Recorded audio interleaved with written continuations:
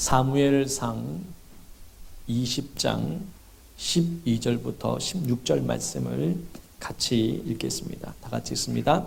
요나단이 다윗에게 이르되 이스라엘의 하나님 여호와께서 증언하시거니와 내가 내일이나 모레 이맘때에 내 아버지를 살펴서 너 다윗에게 대한 의향이 선하면 내가 사람을 보내어 내게 알리지 않겠느냐. 그러나 만일 내 아버지께서 너를 해치려 하는데도 내가 이 일을 내게 알려주어 너를 보내어 평안히 가게 하지 아니하면 여호와께서 나 요나단에게 벌을 내리시고 또 내리시기를 원하노라.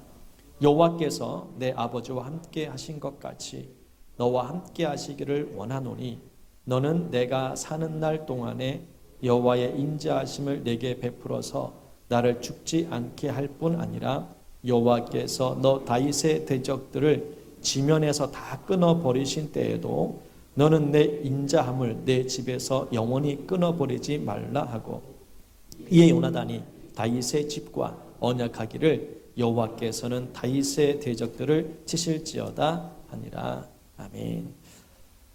사울 왕이 다윗을 죽이려고 하는 내용이 이제 기록이 되어 있는데 요나단은 다윗이 죽는 거에 대해서 굉장히 민감을 받아들입니다. 요나단과 다윗은 굉장히 가까운 친구와 같은 그런 사이입니다. 요나단이 나이가 훨씬 많지만은 그러나 요나단은 다윗을 친구처럼 그렇게 아끼고 돌봐주었던 것을 보게 됩니다. 그러는 가운데 그의 아버지 사울 왕은 다윗을 죽이러 갑니다. 그런 상황에 처했을 때에 요나단이 다윗에게 이제 이야기하지요. 아버지가 선하게 너를 살려준다면은 내가 너에게 알려줄게. 혹시 죽인다 할지라도 내가 너에게 알려줘서 피할 수 있도록 내가 해보겠다라고 이야기를 합니다. 그러면서 요나단이 다윗에게 두 가지 약속을 요청합니다. 오늘 내용 그 얘기입니다. 첫 번째, 요나단이 다윗에게 약속을 요청하는 겁니다. 첫 번째 뭐냐면은 나에게 인자함을 베풀어 달라. 15절 말씀에 나와 있는 겁니다. 나에게 인자함을 베풀어 달라. 두 번째는 뭐냐면은 내 집 안에, 내 집 앞에, 내 집 사람들, 내 집에 있는 내 가족들, 자녀들을 인자함으로 베풀어 달라. 그렇게 이제 두 가지를 요청합니다. 요나단이 더 큰 권력을 가지고 있습니다. 아버지가 왕이고 당연히 그러면 요나단도 왕자이기 때문에 큰 권력을 가집니다. 그런데 이상하게 요나단이 다윗에게 약속을 합니다. 약속을 해달라는 겁니다. 나를 인자함으로 베풀어 달라. 사랑으로 베풀어 달라.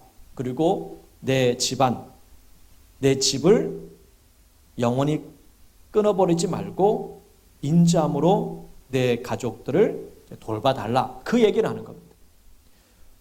요나단이 다윗을 돌봐줘야지. 왜 요나단이 다윗에게 내 집을 돌봐주고 나를 지켜달라고 그렇게 왜 얘기를 했을까?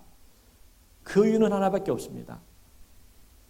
요나단은 앞으로 사울이 죽은 후에 왕이 될 것임을 너무나 잘 알았기 때문에 지금 내가 선을 너에게 베풀어 주니까는 너도 내 집안을, 나와 내 집안을 선으로 베풀어 달라고 얘기하는 거예요.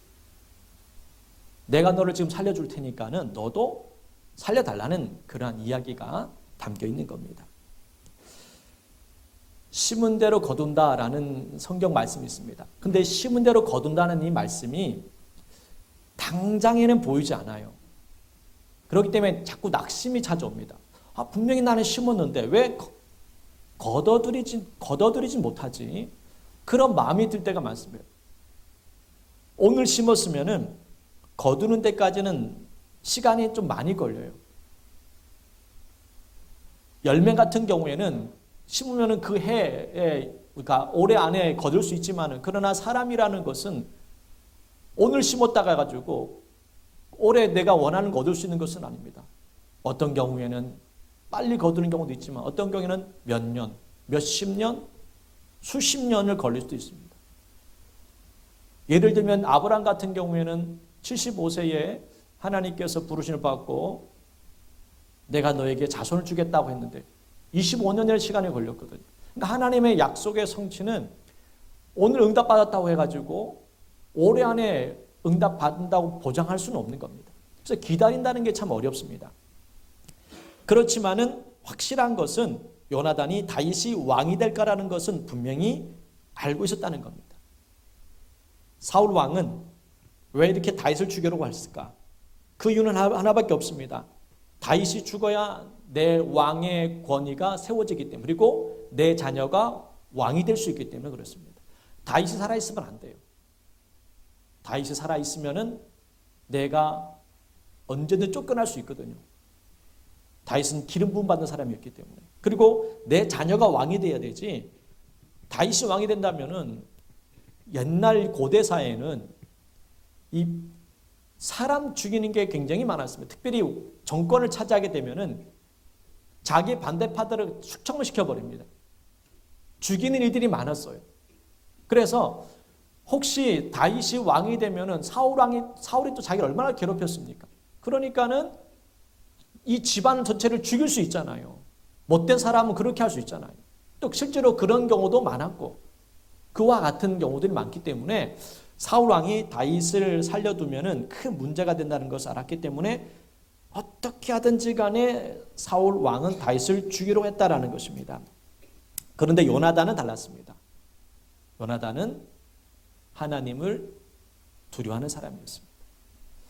하나님을 두려워할 줄 알아야 분별력이 생깁니다. 한번 따라하겠습니다. 하나님을 두려워할 줄 알아야 무엇이 중요한지를 알 수 있다. 하나님을 두려워해야 무엇이 중요한지를 아는데 하나님에 대한 두려움이 없으니까는 무엇을 해야 될지를 생각지 않는 거예요. 내가 원하는 것을 하려고 합니다. 하나님을 사랑해야 하나님의 마음을 알고 그 일들을 해 나가는데 하나님을 사랑하지 않고 내가 원하는 것을 자꾸 하려다 보니까는 결국에는 하나님과 관계가 점점 멀어지는 경우들이 있습니다. 성경에 보면 많은 인물들이 나오는데 이삭에겐 두 아들이 있었습니다. 야곱과 에서가 있었습니다. 에서가 장자였지만은 야곱이 아버지를 속여서 장자의 명분을 이제 빼앗아 갑니다. 자, 이삭은 어떤 사람인지 여러분 아시죠? 온유한 사람이었을까요? 아니면은 좀 다혈질적인 화를 잘 내는 사람이었을까요? 예? 온유한 사람이었습니다. 이삭은 어떻게 보면 참 온유한 사람이었어요. 그러니까 예를 들면은 우물을 팠을 때에 그랄 지역에서 우물을 팠을 때에 이 우물은 내 거라고 빼앗으러 왔을 때 그냥 싸우지 않고 넘겨줬어요. 또 다른 우물을 팠을 때에도 자기가 팠는데 이삭이 팠는데 우리 거라고 요구하니까는 또 그냥 줘버립니다. 싸우지도 않고. 이삭은 그런 사람이었어요. 싸우려고 하는 사람이 아니에요. 내 거도 그냥 줘버릴 정도의 그 마음이 온유한 사람이었습니다. 그러니까 이삭은 이 성경에 우리가 이삭에 관한 이야기를 봤을 때에 참 온유한 사람인 것을 알 수가 있습니다. 아브라함이 이삭을 데리고 이제 모리아산에 올라가죠. 제물은 누구였냐면은 이삭이었습니다.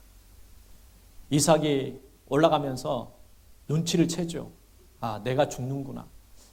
그럼 여러분, 아버지가 자기를 죽이려는데 보통 어떻게 반응합니까? 부모가 날 죽이려고 해요. 그러면은 순종해야지 이렇게 받아들입니까? 아니면 아버지가 미쳤나? 노망이 났나? 뭐 이런 식으로 아마 욕을 하면서 도망을 치는 게 정상적이잖아요. 그런데 이삭은 받아들입니다. 아버지가 나를 죽이려 하지만 하나님께서 너를 제물로 바치고 원하신다. 그 말을 듣고 순종하는 사람이 이삭이었어요. 그만큼 이삭은 순종의 사람이었고 온유한 사람이었음을 알 수가 있습니다. 그런데 이상하게 이 에서와 야곱은 어떤 사람이었습니까? 욕심이 많은 사람이었어요. 그러면 아버지를 닮았을까? 얼마나 닮았을까요? 상상해보란 거, 상상을. 이 야곱과 에서는 아버지와는 좀 닮지 않았던 것 같아요. 그 어머니는 어떤 사람, 어머니 어떤 사람이 나오진 않았지만 그래도 이삭보다는 좀 와일드한 사람이지 않았을까라고 생각을 해요. 왜냐하면은 리브가를 이제 데리러 갔을 때에 어떤 장면이 나오냐면 이 아브라함의 종이 이제 기도를 하죠. 대충 이런 내용입니다. 정확하게 여러분 제가 말씀을 성경 찾아보기 힘들어서 이 내용 흐름은 이런 거예요.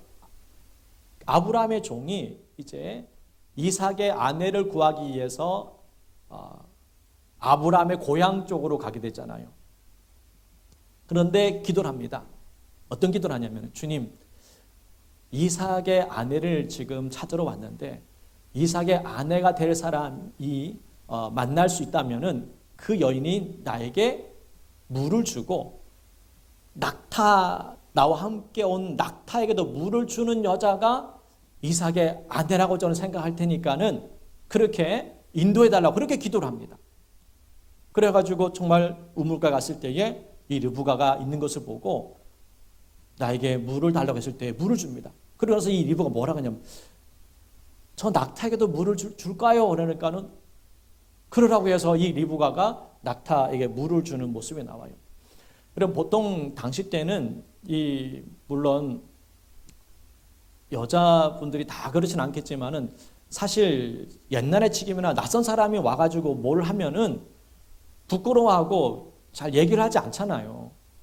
이 사람이 날 어째 봤다고 물을 달라고 그러고 이러한 마음이 들게 돼 있거든요. 그런데 리브가는 적극적이었던 것 같아요. 물도 주면서 시키지 않은 일까지 합니다. 적극적으로 이렇게 합니다. 더 중요한 것은 얼굴 한 번 보지 못한 남자였습니다. 이삭을 얼굴도 한 번 보지 못했어요. 그런데 이 종이 내 집에 이삭 아브라함의 아들이 있는데 그쭉 얘기하면서 같이 만나 보실래요? 이런 얘기를 합니다. 그러면은 여러분 꽤 먼 거리예요, 여러분. 지금 아브라함은 가나안 지역에 있고 이쪽은 메소포타미아 지역에 있습니다. 그러면 꽤 먼 거리거든요. 꽤 오랜 시간을 가야 됩니다. 한 번도 보지 못한 그 남자와 결혼한다는 게 쉽지가 않잖아요. 그런데 이 리브가는 배짱이 있죠. 가겠다고. 한 번도 보지 못한 남자. 그 사람의 성격이 어떤지도 모르잖아요. 폭력적일 수도 있는 것이고 못된 사람이 사기칠 수도 있잖아요. 그런데 갑니다. 그러니까 리브가를 봤을 때에 이삭보다는 정말 좀 대단한 성격을 가진 사람인 것은 상상 속에서 제 나름 상상 속에서 그런 것 같아요. 그리고 리브가는 남편을 속입니다. 자기 둘 에서와 야곱 중에 이 리브가 누구를 더 좋아했습니까? 야곱을 더 좋아했잖아요. 그래서 야곱에게 이렇게 거짓말을 켜가지고 아버지를 속여가지고 이렇게 그 축복권을 빼앗게 만듭니다. 똑같은 자기가 낳은 아들인데 자기가 좋아하는 아들에게 더 관심을 갖게 되고 더 좋은 걸 주려고 하는 그러한 어떻게 보면은 좋은 쪽으로 해석하면은 적극적인 사람이고 좀 못되게 해석하면은 사기꾼 기질이 있는 그러한 사람인 거죠. 두 아들을 봤을 때 제 개인적인 생각입니다. 이거는 이 야곱과에서는 결국에 누구를 닮았느냐? 리브가 엄마를 좀 많이 닮은 것 같다라는 생각이 들어요. 저는 이런 얘기를 하는 이유가 뭐냐면은 이 성품 자체가 이 모난 사람들이 있으면은 이 모난 것을 깨뜨리는 작업을 하십니다. 하나님께서. 그래서 야곱이라는 사람, 이 에서라는 사람을 보면서 이 야곱은 오랜 시간 동안 그는 어렵고 힘든 시간을 보내게 됩니다. 약 20년 동안을 이제 부모와 떨어지면서 삶을 살게 되죠. 힘든 시간을 보내게 됩니다. 그러면서 이제 에서가 자기를 죽이러 온다는 얘기를 듣고 나서 그때서야 그가 철저히 깨어지고 부서지는 그러한 모습을 보게 됩니다. 그 마음 속에 어떤 마음을 품고 있느냐에 따라서 삶에 나타나요. 좀 쉽게 설명하면은 여기에 뭐가 들어있는지 아시나요? 물이 들어있습니다. 물. 그래서 물컵이라 그래요. 물이 들어있기 때문에 물컵이라고 이제 그럽니다. 여기에 주스가 들어있으면은 주스를 담은 컵이 되는 겁니다. 커피가 담겨 있으면은 커피가 담긴 커피컵이 되는 거예요. 이 컵 안에 무엇이 담겨 있느냐에 따라서 이 컵 내용 자체가 달라져요. 쓰레기가 되어 있으면 쓰레기통이 되는 것처럼 그 마음속에, 여러분 마음속에 무엇이 담겨 있느냐에 따라서 우리의 가치가 나타난다는 겁니다. 가치가. 겉으로 보기에는 정말 아름다워 보여도 여기에 오물이 들어있으면 이것은 오물통이 되는 겁니다. 그러니까 우리가 이 작업이 필요한 겁니다. 무슨 작업이 필요하냐면 내 속에 있는 것들을 다 씻어낼 수 있는, 그러한 것을 바꿀 수 있는 그러한 역사가 우리에게 있어야 되는 거예요. 에서와 야곱의 그런 정말 이기적이고 그런 완악한 마음들을 주님께서는 깨뜨리는 작업을 합니다. 그런데 야곱은 그것을 깨닫고 하나님 앞에 바로 돌아오는 모습을 보게 됩니다. 여러분 속에 예수님이 계시기 때문에 여러분은 그리스도인이 되는 거예요. 내 안에 예수가 있기 때문에 그리스도인이 되는 겁니다. 내 안에 예수가 없으면 우린 그리스도인이 될 수가 없어요. 자, 요나단과 다윗을 우리가 설명합니다. 자, 요나단과 다윗이 그 안에 주님을 섬기는 마음, 주님을 두라는 마음이 있었기 때문에 요나단은 다윗을 사랑하고 다윗을 도와줄 수가 있었습니다. 만약에 요나단이 하나님을 두라는 마음이 없었다면은 요나단은 다윗을 도와주지도 않았을 겁니다. 오히려 죽기를 바랬을 거예요. 그런데 요나단은 하나님을 두려워하는 사람이었습니다. 다윗도 아버지처럼 기름 부음 받는 사람이라는 것을 알았어요. 그러니까 요나단 마음은 그렇게 온전한 마음을 가지고 하나님의 마음을 가지고 있었다는 겁니다. 그러니까 삶 속에서 그렇게 나타나는 거예요. 말씀을 정리해 보겠습니다. 요나단과 다윗에 관한 이야기를 한번 우리가 생각하면서 요나단이 선의를 베풀었습니다. 다윗에게. 다윗도 요나단과 약속을 지킵니다. 그래서 사무엘하 9장 6절 7절 말씀에 보면은요, 요나단의 아들을 보호해 줍니다. 지켜줘요. 요나단은 죽었지만은 다윗은 아버지 요나단과 약속이 있었기 때문에 그 아들들을 지켜주고 보호해주는 모습을 보게 됩니다.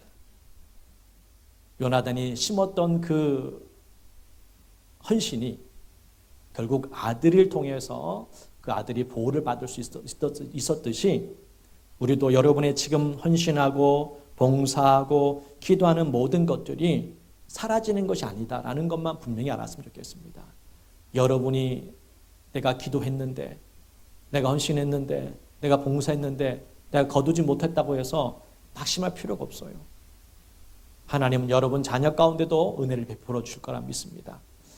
그것이 바로 심은 대로 거둔다는 겁니다. 나 때에 거둘 수 있으면 좋겠지만은 못 거뒀다 할지라도 분명히 하나님께서는 갚아주실 것입니다. 요나단이 결국에는 죽임을 당했지만은 그 아들은 결국 다윗 때문에 보호를 받을 수 있었던 것처럼 오늘 이 약속이 결국 다윗도 지키는 모습을 보게 됩니다. 내가 너에게 선한 것을 나를 살려줄 수 있는 길을 만들어 놓을 테니까 너도 나에게 인자함을 베풀어 달라. 내 자녀들을 지켜달라고 약속을 함으로 말미암아 그 약속을 지켰던 것처럼 여러분도 하나님 안에서 주시는 이 축복을 우리가 누리고 또 주님의 일들을 힘쓰는 그런 모습으로 살아가기를 다시 한번 주의 이름으로 축복합니다. 우리 이 시간 찬양 드린 후에 통성으로 간절히 기도하는 시간을 갖도록 하겠습니다. 우리 주 선한 능력으로 안으시네 이 찬양 우리 부르신 후에 여러분은 가정이나 직장에서 뭐 사회생활하면서 그리스도인의 삶을 살아가야 됩니다. 그것이 여러분 한 사람으로 인하여서 세상 사람들은 주님을 바라보게 됩니다. 하나님을 알지 못하는 사람들은 하나님 만날 수가 없습니다. 그렇다면 결국 누굴 통해서 하나님을 만나게 되냐면 여러분을 통해서, 하나님을 믿는 사람을 통해서 그들은 하나님을 생각합니다.